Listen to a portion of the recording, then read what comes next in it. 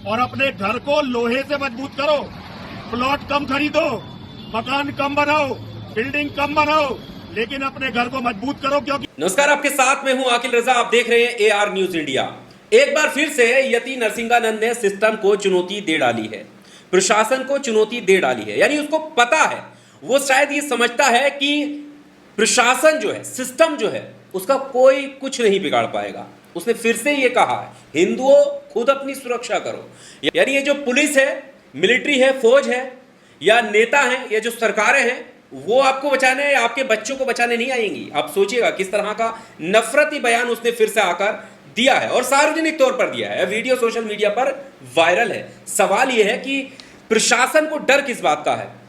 ये नफरती आए दिन प्रशासन को ही चुनौती दे डालता है। नफरत फैलाना तो दूर है, यानी मुस्लिम समुदाय के खिलाफ तो ये अपशब्दों का इस्तेमाल करता ही है, लेकिन प्रशासन को भी नई नई चुनौतियां देता है। और उन पर से है, यानी संविधान पर से है, जो सिस्टम है, जो प्रशासन है, उस पर से भरोसा उठाने का प्रयास ये बार बार करता है, खास करके किनका? हिंदू समाज का। और कहता है कि ये लोग नहीं बचा पाएंगे जब जिहादी आपके घरों में आएंगे। फिर से एक वीडियो आया है, कुछ पॉइंट आप तक रखते हैं। देखिए नफरत कितने बड़े लेवल पर ये फैलाना चाहता है, और फिर भी सरकार बेबस है।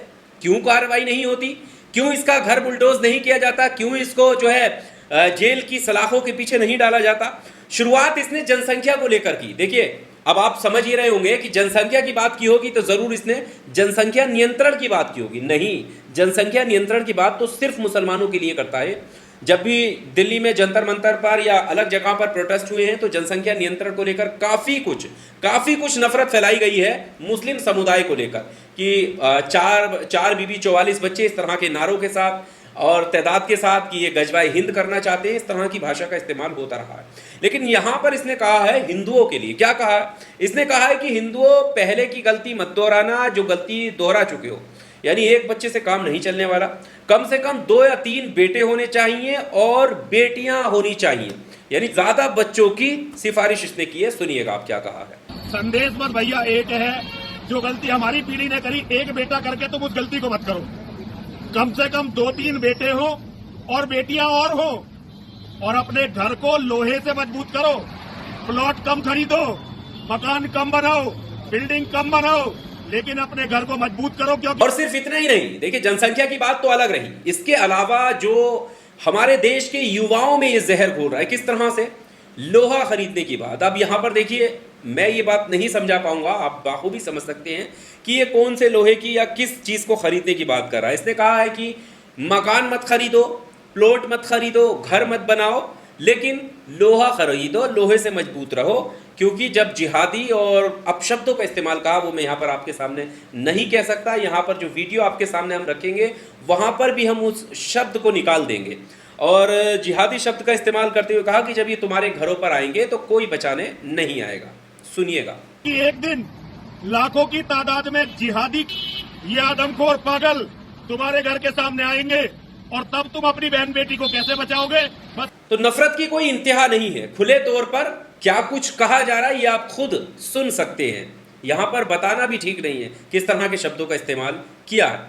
और इतना ही नहीं, इसके आगे जो है ये सिस्टम को चुनौती देता हुआ नजर आता है कि मोदी जी जो करेंगे ठीक है, योगी जी जो करेंगे ठीक है, उनको करने दीजिए, लेकिन पुलिस जो है और फौज जो भी है, नेता जो भी है, वो नहीं बचाने आएंगे। और सिस्टम से जो है भरोसा उठाने की तरफ इसका संदेश है कि सिस्टम की भरोसे मत रहना, खुद जो है आगे आओ और खुद जो है जिम्मेदार बनो। क्या कुछ इन्हें जिम्मेदारी निभाने की बात कही है, ये भी आप सुनिएगा। मोदी जी का काम मोदी जी को करने दो, योगी जी का काम योगी जी को करने दो, नेताओं के काम नेताओं को करने दो। लेकिन जो बेटियां तुम पैदा कर रहे हो, जो तुम्हारी पत्नियां हैं, जो तुम्हारी बहनें हैं, वे तुम्हारी जिम्मेदारी है। किसी नेता की, किसी बाबा की, किसी फौज की, किसी पुलिस की जिम्मेदारी नहीं है।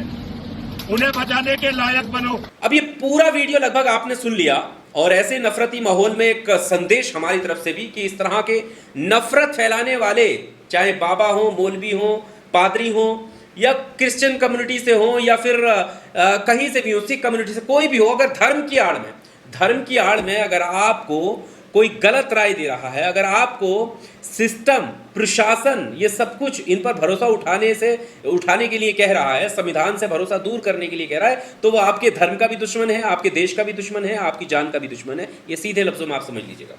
और नफरत जो फैला रहा है वो तो रही अलग। देखिए, हमारा देश लोकतांत्रिक देश है और बड़े ही प्यार से हम लोग सब रहते हैं। यहाँ पर ऐसे लोग जो नफरत फैलाते हैं उनको हम ही जवाब देंगे और हमारी जिम्मेदारी है इन्हें जवाब देना। इसीलिए देखिए, नफरती वीडियो है, यहाँ से सिर्फ नफरत फैलाने की बात नहीं करनी चाहिए। इसको सिर्फ इसलिए यहाँ पर रखा जा रहा है कि ऐसे लोगों से दूर रहिएगा जो आपको उकसावे की बात कहता हो, उकसाने की बात कहता हो और लोहा खरीदने की बात कहता हो। सवाल यही है कि आखिर प्रशासन की क्या मजबूरी है? इस पर क्या देश का कोई कानून लागू नहीं होता है कि जो समाज में द्वेष डालने का जो ये मैसेज समाज में दे रहा है, क्या इस पर कोई कानून लागू नहीं होता है? आपको क्या कुछ कहना है? क्या इस पर कार्रवाई होनी चाहिए? कमेंट बॉक्स में आकर अपनी राय जरूर दीजिएगा। शुक्रिया।